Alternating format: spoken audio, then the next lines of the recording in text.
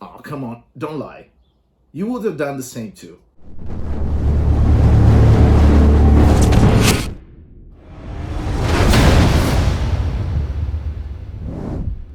Welcome back on the MDM channel. This week, I would like to propose you the first part of two for the how to build the Shadow Cliff, based on the Witch Towers 3D model from Kraken Studios. Speaking of this, the guys from Kraken Studios have made available 2 free codes for the download of the tower and the miniature of the witch. The 2 lucky winners among you can grab by simply signing up to the MDM channel and on the Instagram page. The rules are simple.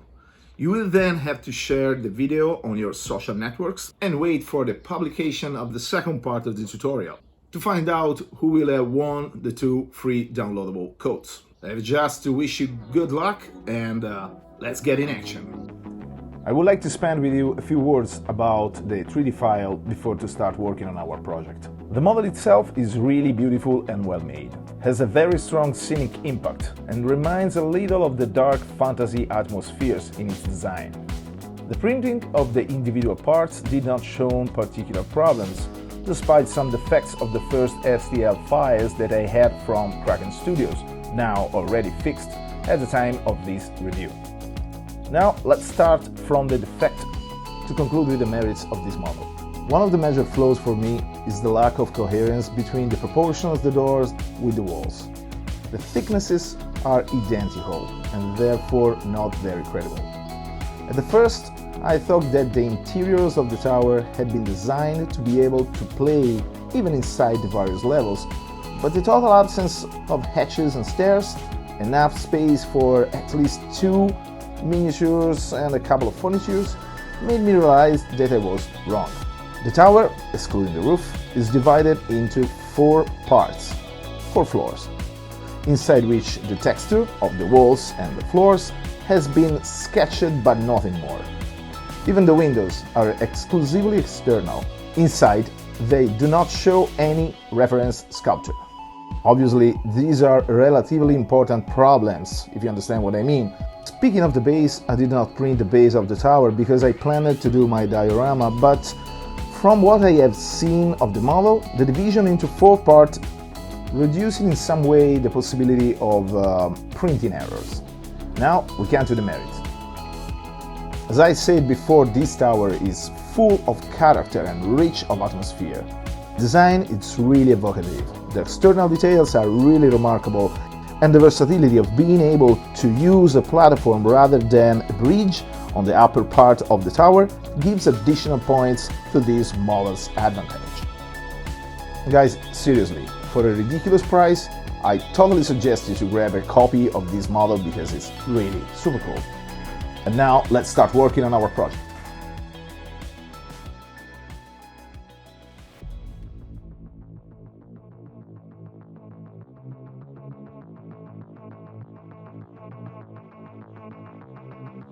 I start to sketching the general idea, trying to visualize the main concept of the diorama. Furthermore, I love to sketch and draw in general, so I consider it part of the hobby.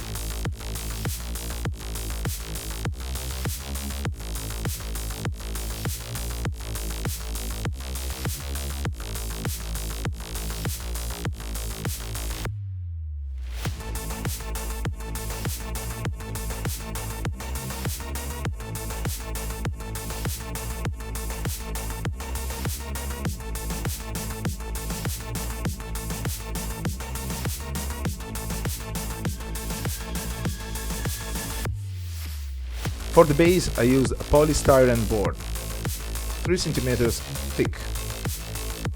With my pencil, I trace the references for the cuttings.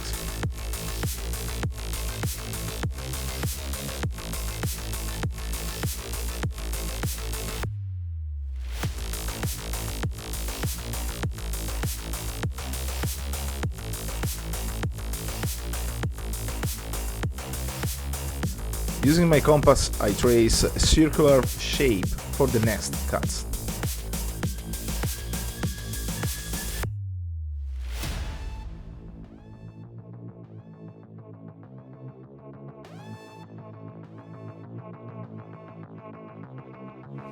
Remember, when you cut your polystyrene or your XPS foam, use a new blade on your utility knife. And be careful.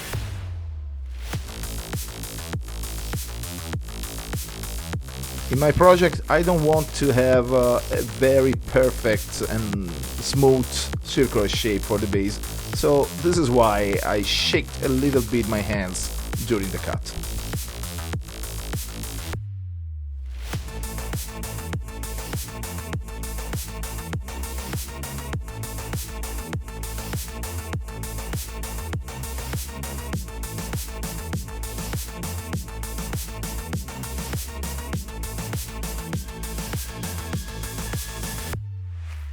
Keeping reference from my initial sketch, I trace the position of the various elements on the base, like the path, like the cliff in general, and the position of the tower. Now it's time to work on our cliff. For doing this, I use some XPS foam using the previous technique.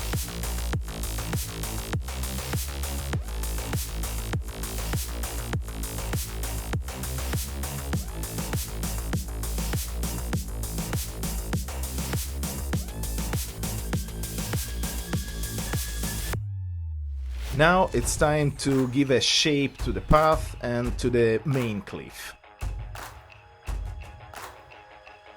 Remove with your utility knife all the excess pieces of XPS foam. Just try to stay in the shape of the path that move toward the cliff.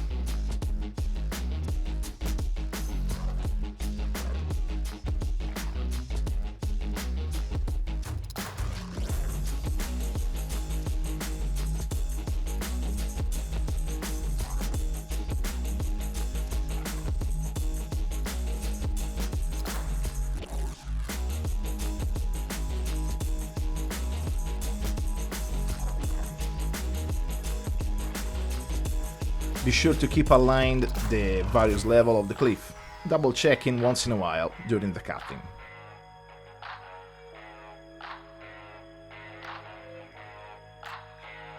If you have an Endo hot wire cutter, I suggest you to cut in perpendicular position the XPS foam. You will help yourself in the next steps for the sculpting process. If you don't have one, just use your utility knife with a new blade.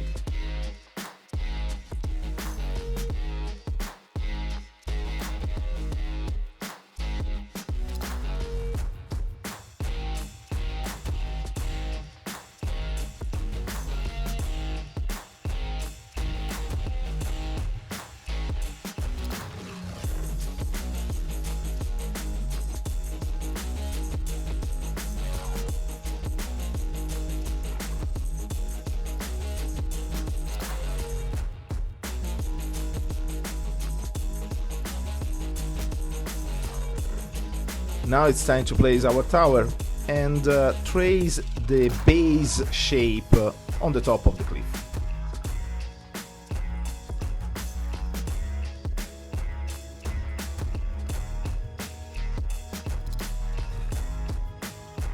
After this, we have to remove a quite good amount of XPS foam from the circular shape of the base in order to make a space where to put the base of the tower.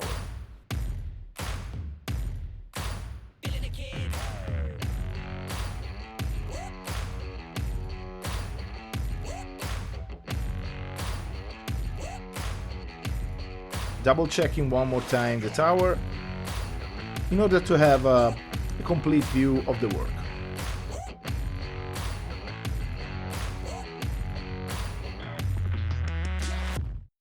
Now you can refine all the details of the cliff using your utility knife or hobby knife.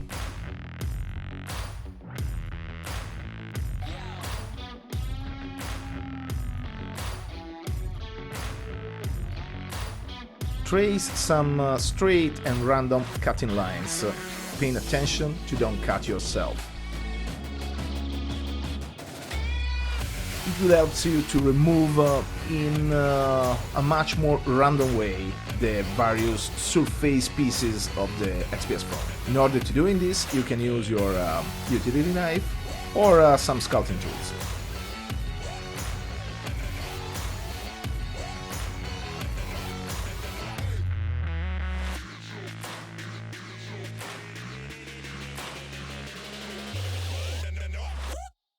Using your hot wire pen, you will start to sculpt in the irregular shape of the different stone levels.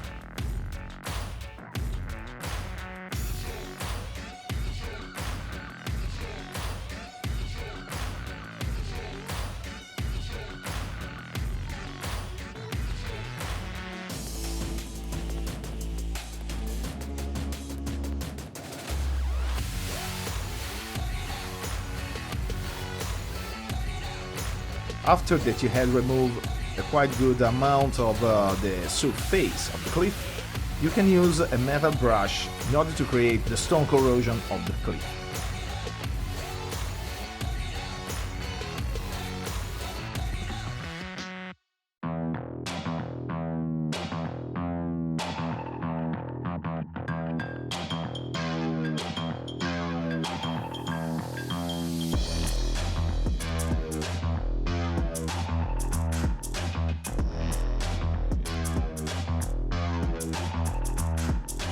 Using your hot glue gun, you will bond together the two cliff levels.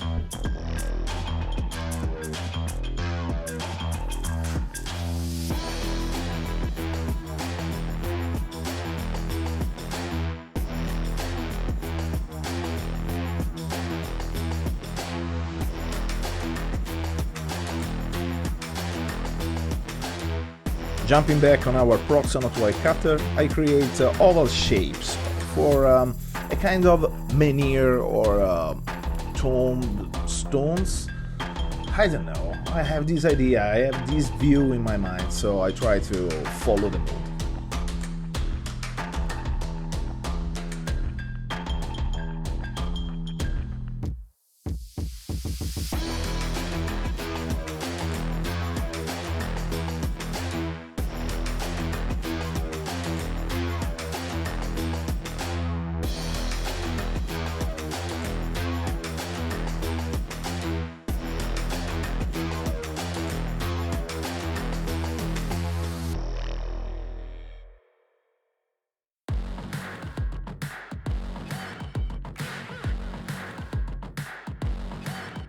After the sculpting part is finished, we can work on the texture.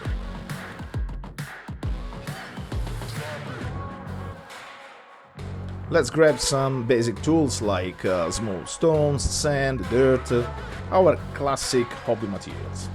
With the XPS foam scraps that we saved before, we can do the base of our stones and rocks for the cliff. Just using a plastic container, mix together some XPS foam scraps, your sand, your little stones, your dirt, and some wood glue, diluted with water.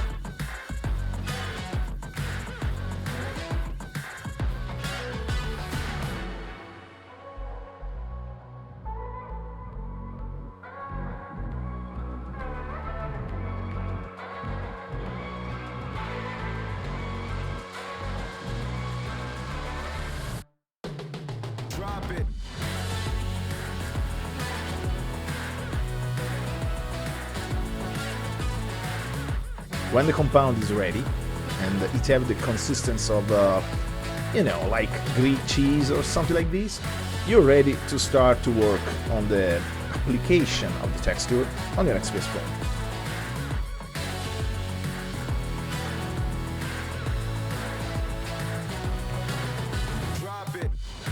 Now we have to wait that the compound will dry, so we can move back on our tuned menhir stones.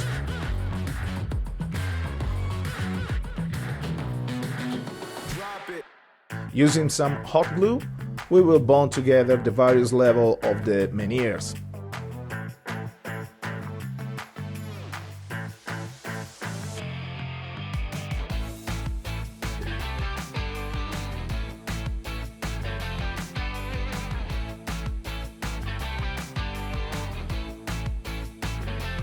We will add more texture with the same previous technique.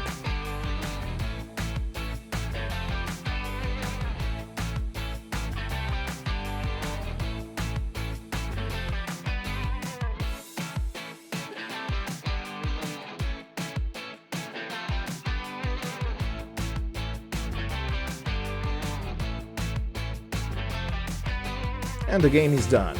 At the same time, the texture compound should be probably dry.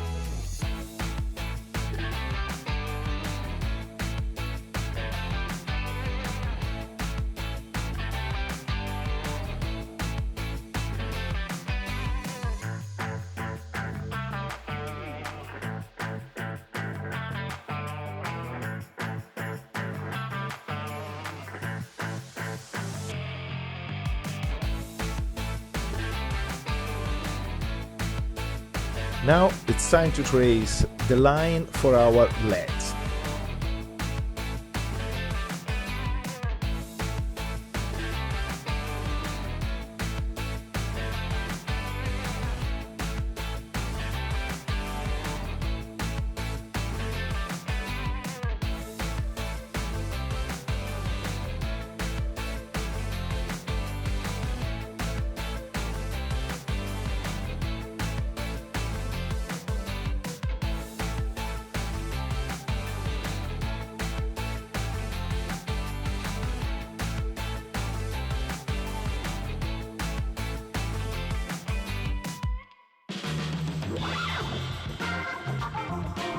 Let's start placing the tower in the proper position, keeping references with a couple of dots.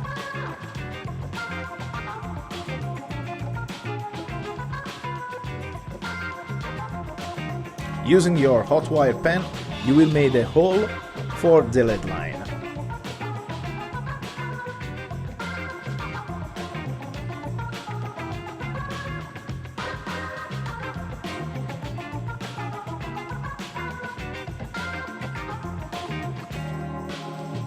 After this, you have to pass through the lead line. I've used an old brush to help myself, but it's up to you.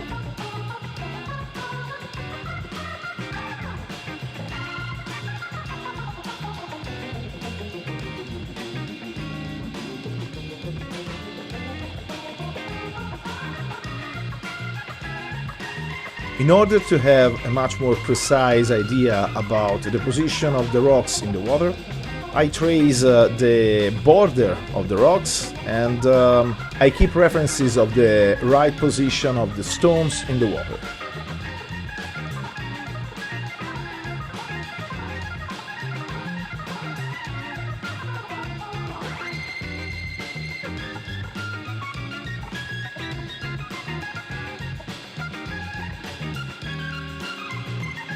I prepare a new compound, this time a little bit more liquid.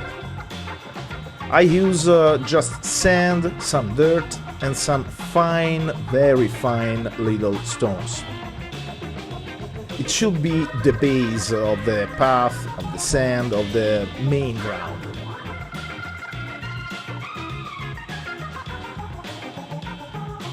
Using an old brush or your hands, to spread everywhere, even in the recesses, the compound. After this, you can add more texture using some sand atop the fresh compound. Now we have to wait that the compound will dry, so we'll move on the tower.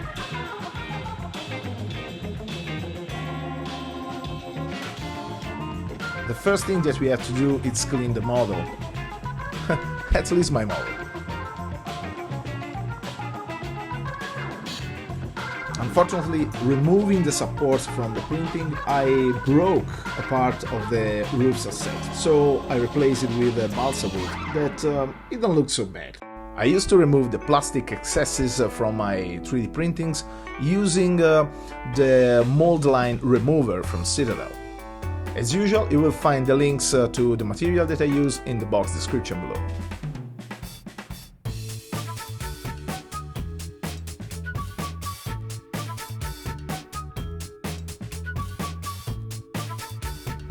Now it's time to be really careful.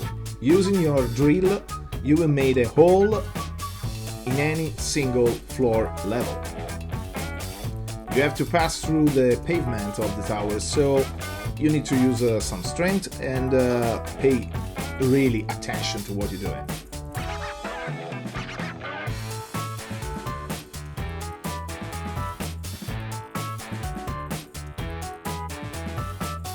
As I said in my review of the 3D model, I had to make a hole in the window of the top part of the tower because I would like to put LED inside, so that's the reason why I have to make a hole.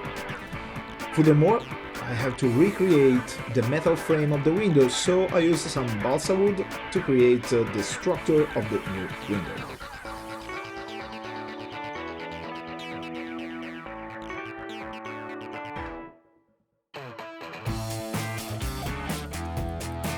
And now, the saddest part. You will understand at the end of the video.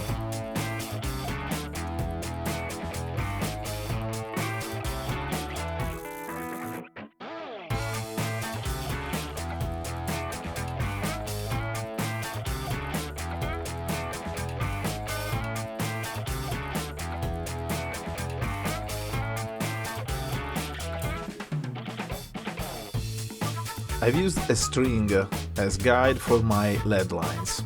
Remember that we need to pass through the holes in the pavement of the tower, so it's really important to have a guide in some way.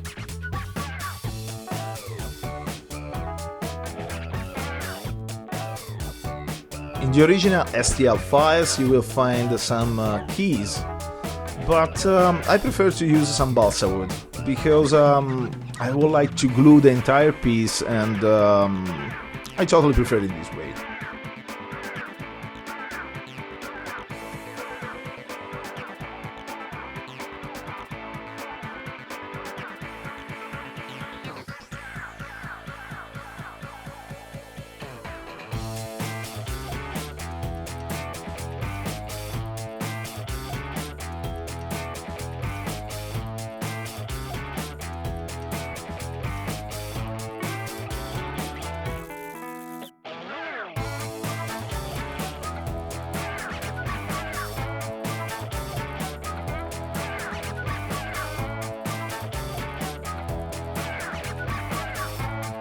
And now it's finally time to bond together all the tower pieces, using some super glue and a little bit of activator.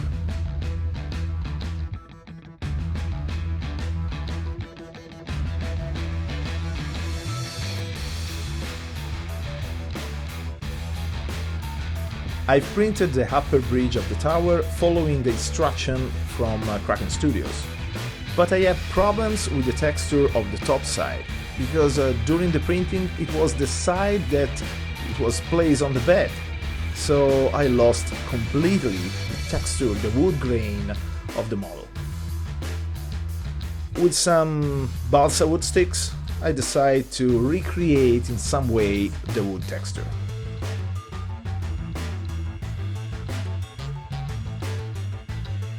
With the help of my X-Acto knife, I traced the wood grain on the balsa wood.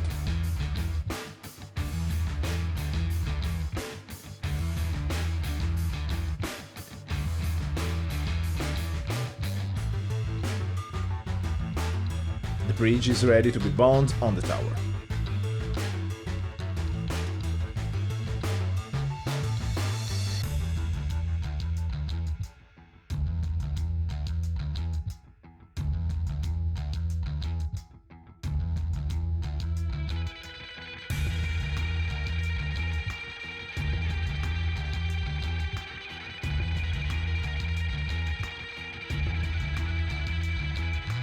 Once the build part of the tower is complete, I move back on my base. I realized a little bit late that the tower's door, it was just under the bridge. And in this way I had a problem because I don't have a real way to reach the door, the main entrance, walking from the path through the top of the cliff. So I had to find a solution. It's my fault, of course, But I think that anytime that you have a problem during the project, even in life, we can find a right solution for. I grabbed some balsa wood sticks and I start working on a structure that should be a scaffolding, something like this.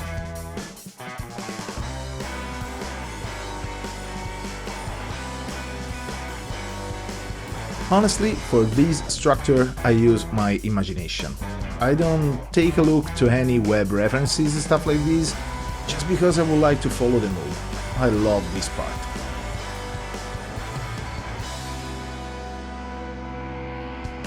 Some hot glue, some balsa wood stripes. Our scaffolding is ready.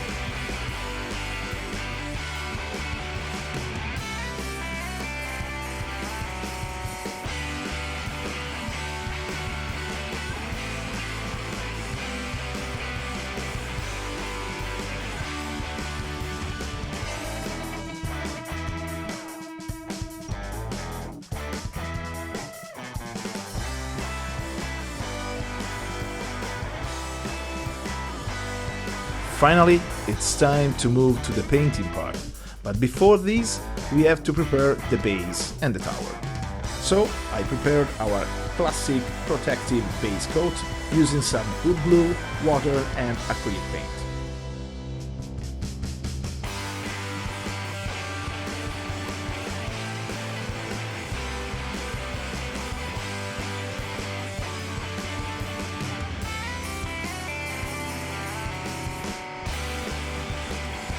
Using an old brush, I spread all the base with the base coat that we made. Try to pay attention to the lead lines in order to don't ruin the chaos.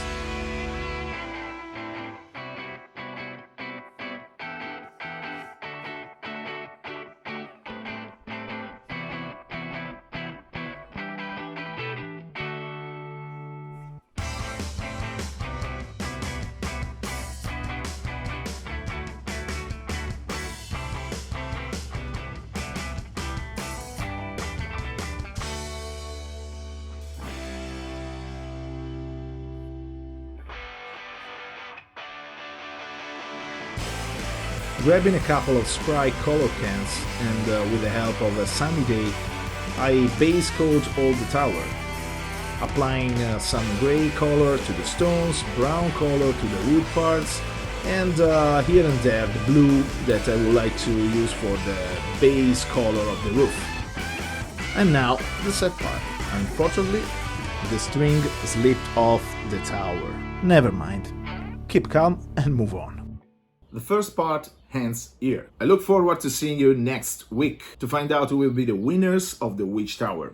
And of course, complete our project. Subscribe to the channel, hit the like button and leave a comment in the box below. I'll see you in the next. Ciao!